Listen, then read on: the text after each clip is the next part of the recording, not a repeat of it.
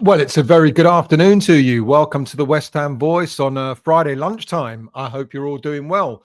A very rare thing that I do, a lunchtime show, especially a live one. Probably not have too many people watching, but for those of you who are, welcome. Welcome to the West Ham Voice on this Friday afternoon. It's Valentine's, of course, so happy Valentine's to you all. I hope you're all going to be celebrating with your loved ones, etc. And looking forward to the weekend as well. And the weekend is going to hold quite an important match for us, isn't it? With regards to West Ham United returning to action at home against Brentford, which is going to be quite an intriguing game.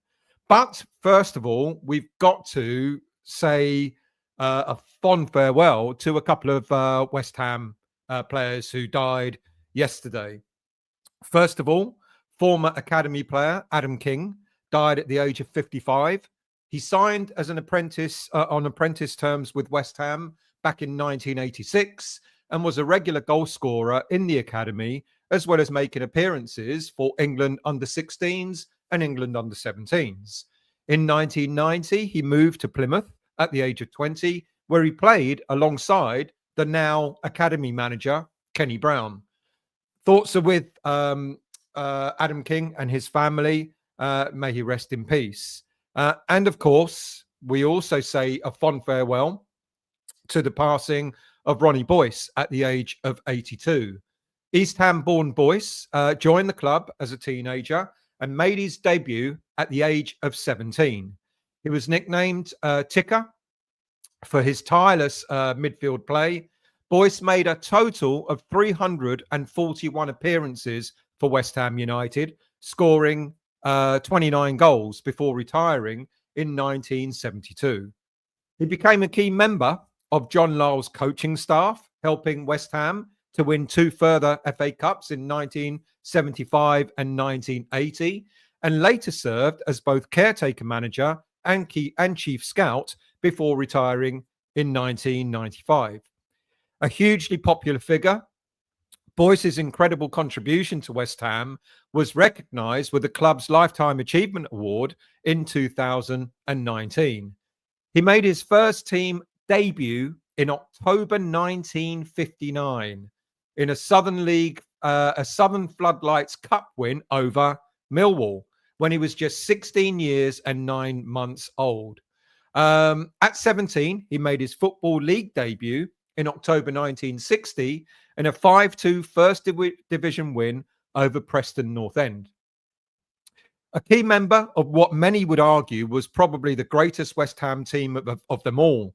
He played alongside the likes of Bobby Moore, Geoff Hurst, Martin Peters, Kenny Brown, and schoolboy pal Brian Deere.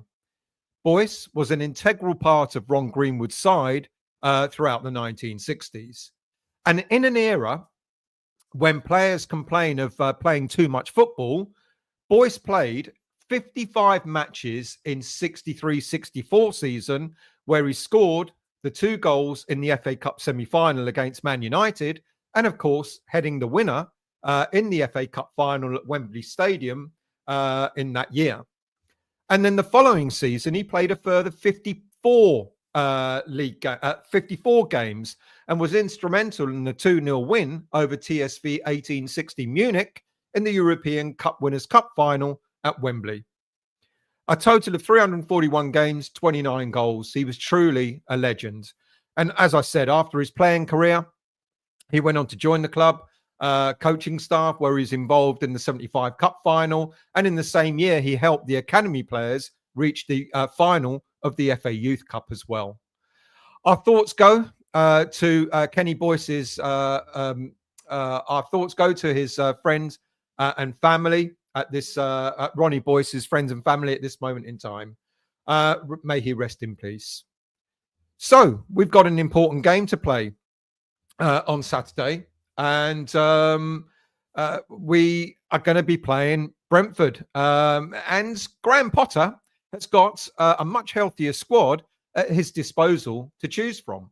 As mentioned last week, Lucas Paqueta, Edson Alvarez, and Jean-Claire Todibo are all likely to feature either in the starting lineup or from the bench. And in addition to those three players returning from injury, there's also a welcome return of James Ward-Prowse from his loan spell at Nottingham Forest, as well as the welcome of loanee Evan Ferguson from Brighton.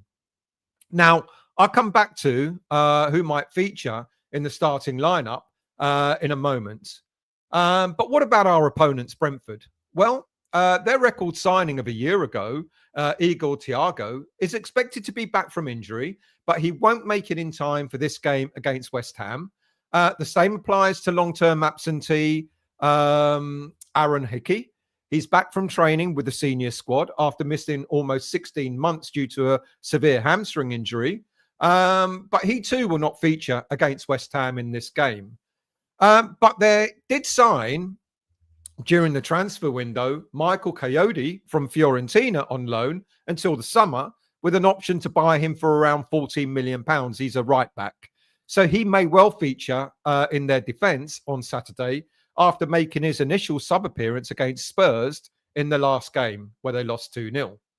Another absentee is Rico Henry, who he's back from a hamstring injury after 10 days, but again, this game might come a little bit too soon for him.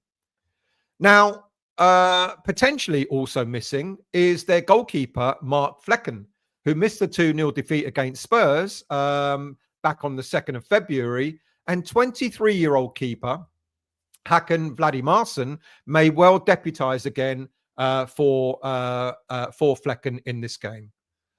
However, under Thomas Frank, despite the injuries that they've got, Brentford are a good, skillful side, and they will always be a difficult team to break down.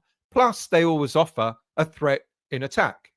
Their top goal scorers are, of course, Yohan Wissa and Brian Mbeumo.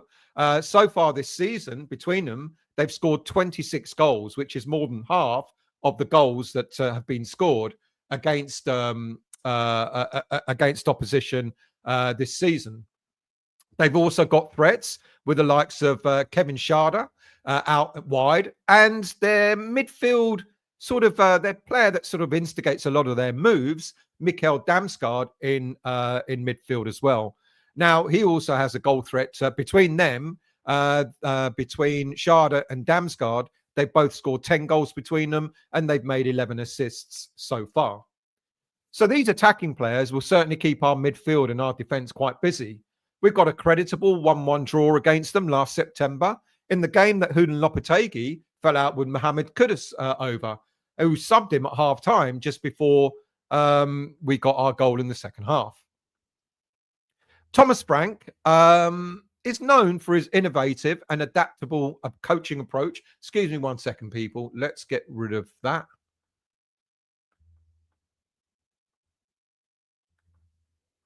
Now, is that working better?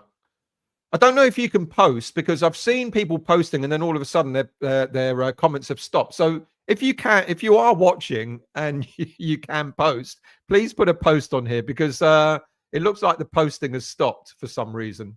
Anyway, go back. Thomas Frank is known for his innovative and adaptable coaching style. And here are some of the key aspects of his approach. He's likely to start with a 3-5-2 formation. Thank you, Obsidian. He's likely to start with a 3-5-2 formation with a lot of emphasis placed on getting the ball fast to his attacking players and looking to get an early goal. It's a trait that Brentford seems to have mastered this season. His teams are known for their high pressing game, aiming to win the ball back quickly and to disrupt opponents' play. Frank emphasizes playing through the middle with a structured build-up to from the back. He uses a high back line to keep the opposition.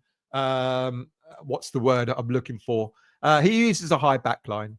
Whilst he has a clear style, Frank is also pragmatic in his coaching approach and willing to adjust his tactics to suit different matches. Now, Brentford, they currently sit 11th place in the league on 31 points. And the last 5 games, they've won 2, drawn 1, and lost 2. West Ham, on the other hand, have dropped to 16th place in the league. And I know people are quite worried about that. But there is a healthy gap between us and Wolves, who are sitting 1 place below us. There's an 8-point gap there. And all right, we've got to start winning games. There's no doubt about that. But I think the gap is quite healthy at this moment in time. I still don't think, even though we are down to 16th place, I still don't think that we're going to be falling into a relegation battle, he says with a grin on his face. Our results under Potter hasn't necessarily been great, despite the boost in the way that he's got us playing. In the last 5 games that he's been in charge, we have won only just the one game, and that was against Fulham back on the 14th of January. Since then, we've lost to Crystal Palace. However, we got a creditable draw in the league against Aston Villa. And of course, we were cheated out of getting anything away to Chelsea just under 2 weeks ago. But our play has significantly improved. And with the 5 additional players available to Potter now, there's a lot of positivity around. So of these 5 players, who's likely to be in the starting lineup? Well, I think Edson Alvarez, he's returned from injury, and I think he will be back in to start in the lineup to replace the Iron Brew Iniesta. And then, of course, there's Lucas Paqueta, who will be instantly recalled to possibly replace Carlos Soler in attacking midfield. But it's in defence that's going to be quite interesting to see what Potter does. Now, he's already suggested that despite having Jean-Claude Todibo back, he's not likely to start in this game. So, does he recall Dinos Mavropanos to the starting lineup? Well, despite having had him available for selection in the last game against Chelsea, after he served his 1-match suspension, Potter stuck with Vladimir Coufal and Aaron Cresswell. So will he do the same for the 3rd game in a row?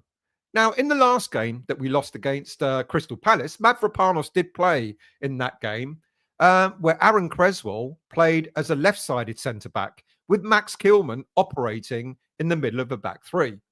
And I think Potter will want to keep Kilman in that central role, possibly again with having Cresswell to the left side of him.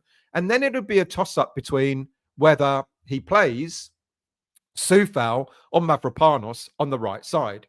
Now, I think that's what he wants. I think he definitely wants Kilman to play that pivotal role in the middle and not push him out to the left. Now, if when Todibo's back, he's going to have a bit of a challenge there as well. But Kilman has demonstrated that it really suits him to be at the center of a back 3, and I think that's what Potter is going to want to keep.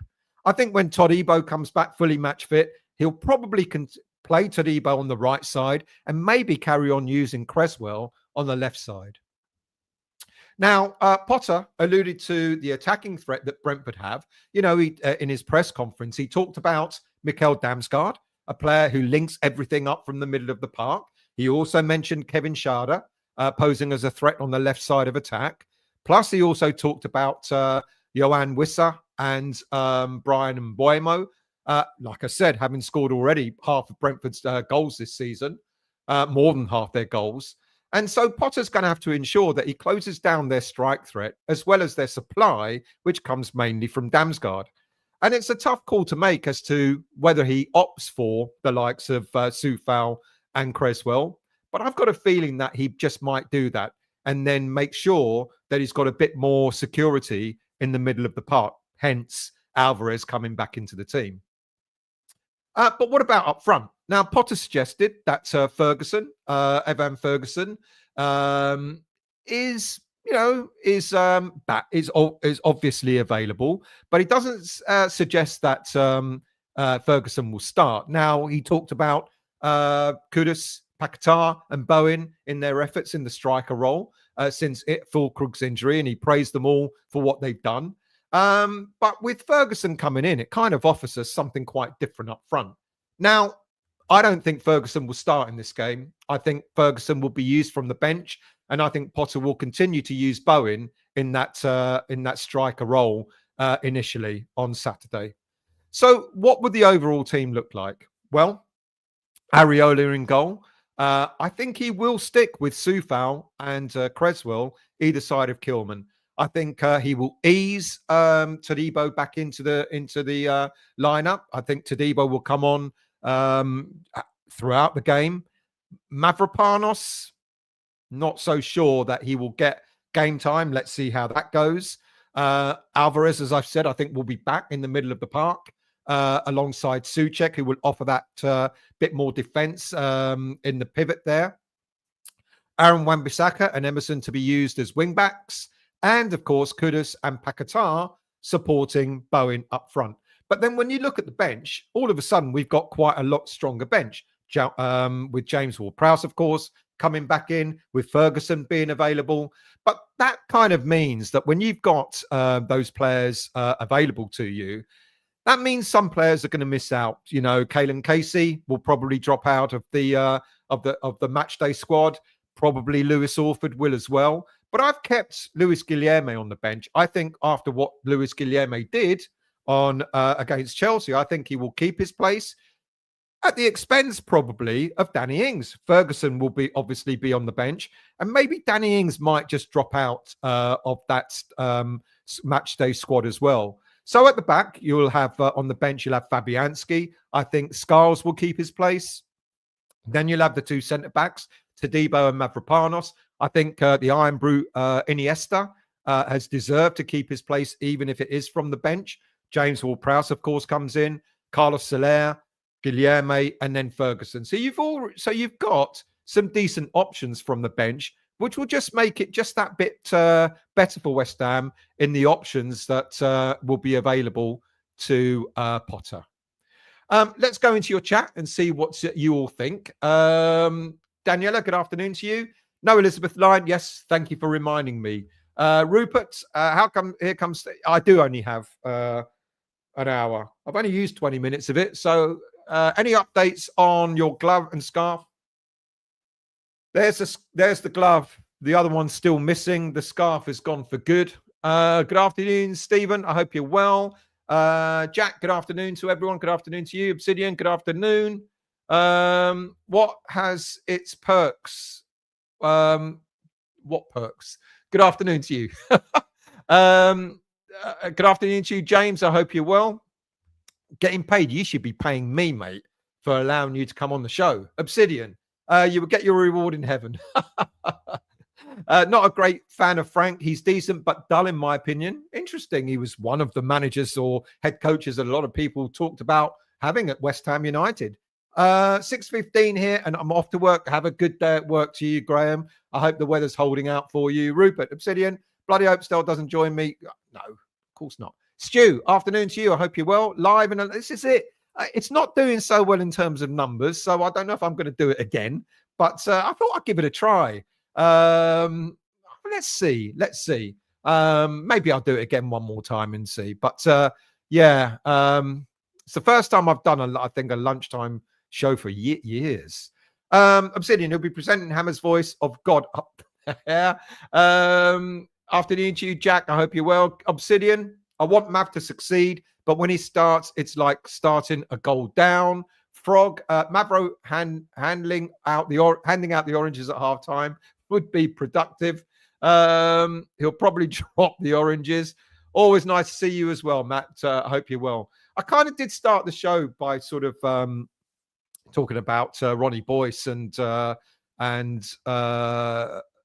you know, about him passing away, and of course Adam King as well. You know, a legend, Ronnie Boyce, wasn't he? And it's really quite interesting when players complain about the number of games that they play in the modern age.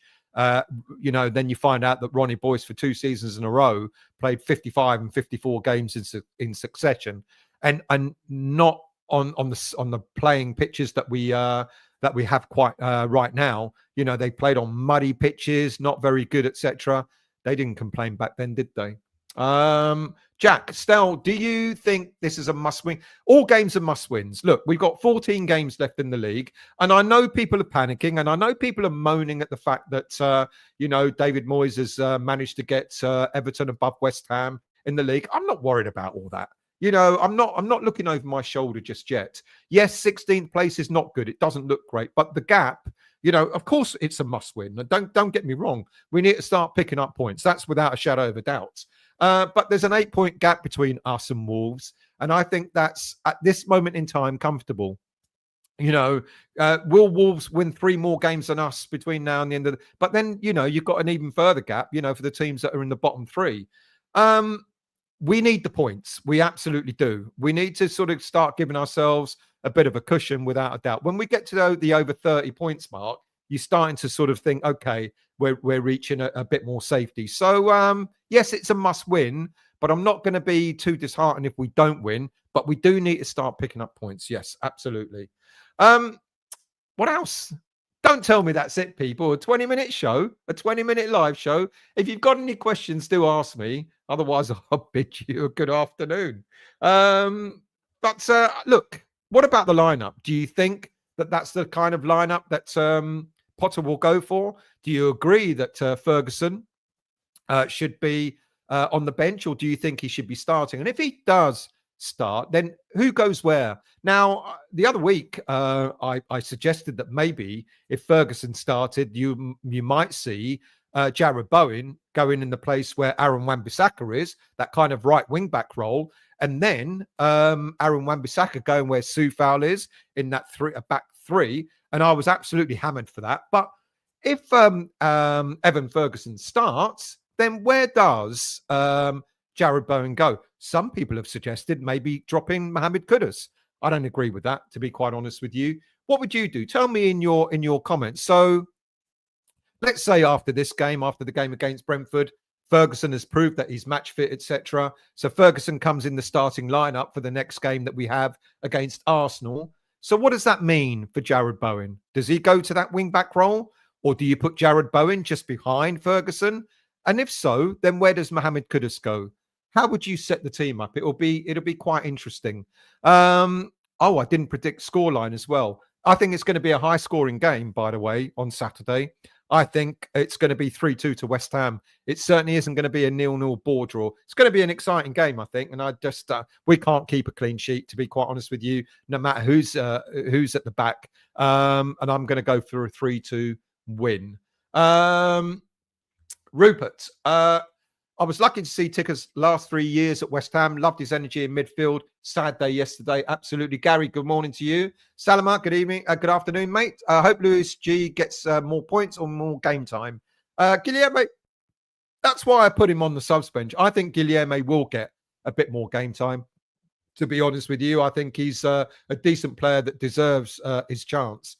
Darren, and the fact that we didn't sell him in the January window, despite all the rumours, I think is testament to the fact that Potter maybe has more trust in him than social media does. Darren, afternoon, Stellan chat. We will win tomorrow because I'm going 3-1. I predict. What's your prediction? 3-2. I think it's going to be. Obsidian. I reckon we will hit form. Brentford let you play. 4-1 to us. Frog. Not just scoring. Our defence record is horrendous again. It is indeed. Graham, I can't stay away. I'm listening in my car. I would start Ferguson on the bench. Calling Gary, calling a Desmond.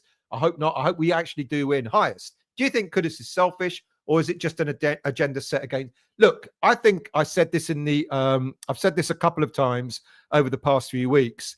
I think what's happened with Mohamed Kudus is the first season he was with us, he was an unknown entity to the rest of the Premier League. No one knew how to handle him, and he had a superb season because he is a superb player. I think this season, people have kind of sussed him out a little bit. And because of that, Kudus is trying it just a little bit too hard.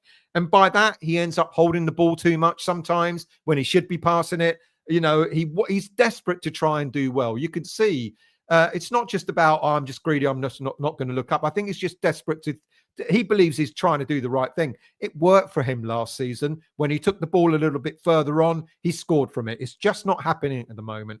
What I think is going to happen with Kudus is, I hope we can. I do hope we don't sell him, and I think next season he will hit form again. He's just having that lull. You know, fantastic first season, unknown entity. No one knew how to handle him. This season, other teams have sussed him out a little bit, but I think he will go through this and he'll come back strong again next season.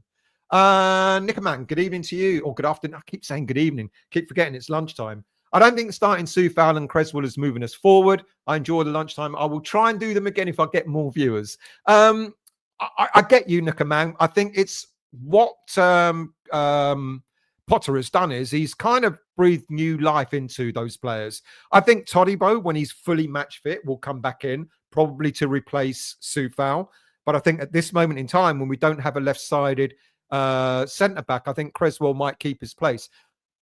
Only because of what I said. I think Kilman looks fantastic in the center of a three. When Kilman plays in the center of a three, he looks in complete control. Now, if you put, of course, he can play in a side in a three on the left hand side, and you could put Todibo in the center of the three, and then I don't know, Mavropanos or Soufal or whatever on the right side. I think what will happen is we will certainly get a left-sided centre back next season in order for Kilman to continue playing in that bit in the middle. So I think he's trying to get the best out of the team, and Kilman looks much, much more comfortable when he's playing in the centre of a three. I agree with you moving forward, it's not right, but I think for now, probably needs must. Toha, Potts is desperate to come back and be a hammer. Would he be a starter next season? No, but he'll certainly be absolutely part of the senior squad without a shadow of a doubt. I saw that video, and it was a very good one as well that they did on Potts. Obsidian, now Stardon's gone. They don't need to use Guilherme as a stick to beat him with. Give the boy a chance. Absolutely agree. Jack, would you agree with starting with your start? I would agree with your starting lineup still. I hope Ferguson comes on. My prediction is 3-2 to us. Josh, good afternoon. Really frustrated at the game not being televised. I've been looking forward to watching us play. I've even been considering going there on my own. But honestly, the atmosphere it was awful. I would advise you, if you can get a ticket, I think the atmosphere is going to be quite good tomorrow. I really do. I think, we're playing really well. We're playing a lot better. No, let me rephrase. We're playing a lot better than what we have been. I think there's an atmosphere around the team at the moment, a real positive buzz. Even Paqueta, I haven't seen it yet, but I know he did an interview today talking about the encouragement that Potter has given him and how it's raising Paqueta's game. If you can get a ticket, come along. Daniela, absolutely. Rest in peace, Mr. Boyce. Toha, shouldn't have brought his own stool to the stadium. Added pressure on himself. Yeah, well, after having such a good season, I got it, but it's almost backfired on him. Obsidian, I don't think he is sussed out. They are doubling up on him. That's also a very good point. Now we have more up front. They can't do that. Kudus will shine again. Absolutely. Yeah, I totally agree with that as well. You're absolutely right. That's now, who are they going to mark? Kudus, Bowen, Paqueta. There are more options. You're fair play on that. Frog, selling Guilherme would be stupid. Could turn out to be another bargain like Wan-Bissaka. I agree. I don't think he will be sold. Let's see what happens. I think he will be given his chance. He certainly showed a lot of pace and a lot of skill against Chelsea. He worried the Chelsea team without a shadow of a doubt, and he created a couple of decent chances as well. Everyone's saying afternoon. I've got to start this show differently, haven't I? I've got to think about how to do lunchtime shows in the future, how to construct them. Darren, lovely lunchtime break shows. Keep doing them. Hope we can hope we can stop Mbeumo and Wissa. They are good players. I wouldn't mind either or both of them at West Ham. I will do the lunchtime shows if I can, if I get an audience. Daniela, I don't think there's much interest in Kudus from clubs. A lot of ITK's fans think there is. I think there will be, to be honest with you, Daniela. But I think clubs are going to try and be stupid. I think clubs are going to come in and offer 60 mil and stuff like that, which we won't accept. Chris, yasso to you, mate. I'm very well. I hope you are too. Montana, not only was I early, it was bang on time, mate. Bang on time. Rupert, my prediction 1-1. Boring, mate. I hope you're not coming tomorrow to bore the pants off me. Oh, thank God. It's a shame I'm not going tomorrow, but I'm to Liverpool for my well, congratulations to your granddaughter's baptism. I think I'm going to miss a cracker. I think you are. But family comes first. Obsidian. I think we will get low ball offers. Yeah, I think so too. I agree. Cram. Good afternoon. Good PM. Good afternoon to you as well, Cram. Potter has given us a bit of swagger again because of him. Teams can't overlook us, unlike being under Lopetegui. We were near enough a sure 3 points. Yeah, I totally agree on that as well. Right. 30 minutes gone. Unless there are any other comments, I might have just to bid you a good afternoon, because I do have to go back to work at 2 o'clock. But I will answer any questions. Let me just go through again, because the start of the show wasn't really great. So we started off by talking about Adam King. Rest in peace to him. Let me give you a bit of detail about Adam King. He was a former academy player. He signed as an apprentice in 1986. He was a regular goal scorer in the academy. He also made appearances for England under 16s and under 17s. He moved from West Ham to Plymouth in 1990 at the age of 20, when he played alongside academy manager Kenny Brown.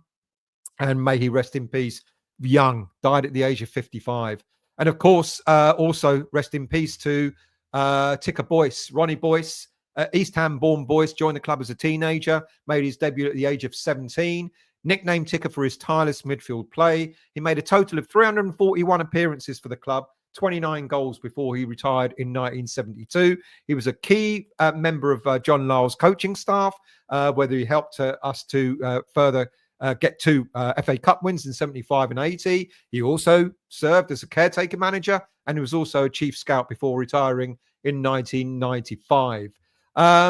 Boyce made his first team debut in October 1959 in a win over Millwall at the age of 16 years and 9 months. At 17, he made his Football League debut in October 1960 in a 5-2 First Division win over Preston North End.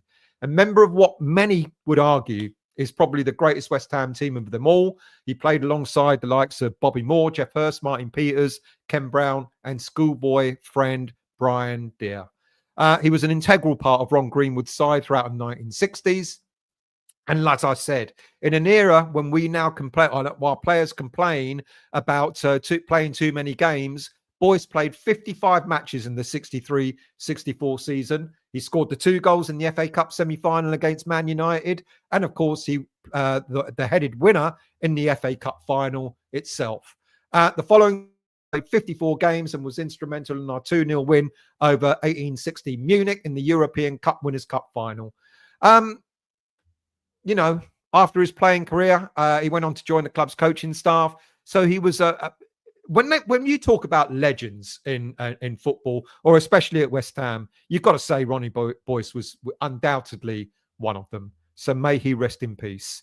Talked about the game that's coming up against Brentford and the dangers that Brentford offer. Of course, they've got 4 players who are really, really key. Mikel Damsgaard, Kevin Schade, between them, they've scored 10 goals with 11 assists. But of course, the 2 players that have scored more than half their goals this season are Brian Mbeumo and Yohan Wissa. They've got something like 26 goals between them this season. Thomas Frank, we know he plays like a 3-5-2 formation. He doesn't, the team are all about pressing, all about getting the ball early to their attacking players. And they've been known this season for scoring early goals. That's the one thing that we've got to look out for.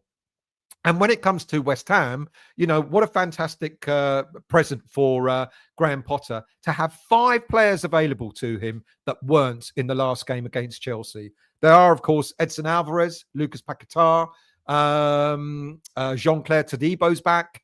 And, of course, James Ward-Prowse has come back from his loan spell. And the loan signing of Evan Ferguson, which is great.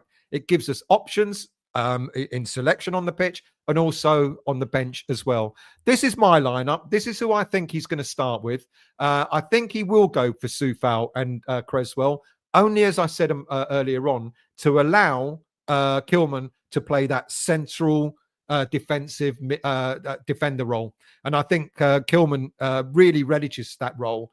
And then Alvarez coming alongside Souček to offer that protection for the back 3. And then Wan-Bissaka and Emerson as the wing backs. And then I think it'll be Kudus and Paqueta supporting Bowen up front.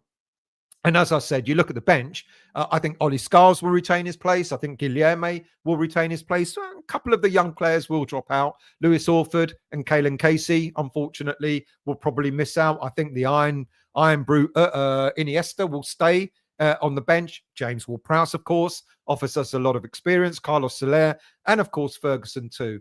That's what I think our lineup is going to be. And I think the prediction is going to be 3-2 to West Ham.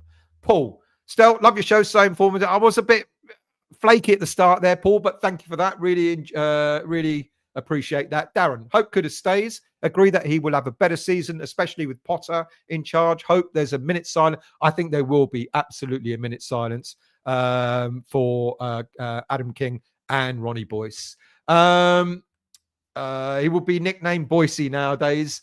No problem, Jack. Thank you for coming on, and thank you for commenting as well, mate.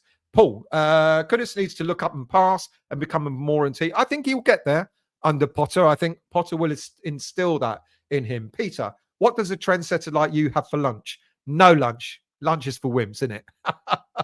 I don't know what I'm going to have for lunch, to be quite honest with you. Now you've made me hungry, Peter. Frog, that Upton Park pitch was like the Somme at the time, at this time of year back then. And imagine playing 50 odd games on pitches like that. Maltese Hammer, hello, mate. I hope you're well. Avoid any lifts tomorrow. It's going to be a good one. Thank you for that reminder, Mike. Good thing about the Brentford game is that we have surprise on our side. Well, we've got options on our side. Obsidian, will Paqueta's head be in the game after the Brazil here? Yeah, good point. I think possibly yes. He did an interview that came out today talking about the positivity that Potter has given him a lot of encouragement, etc. I think he'll be in the zone. I do. I really do. Rupert, Peter, he has very posh food, foie gras and olives. Very funny.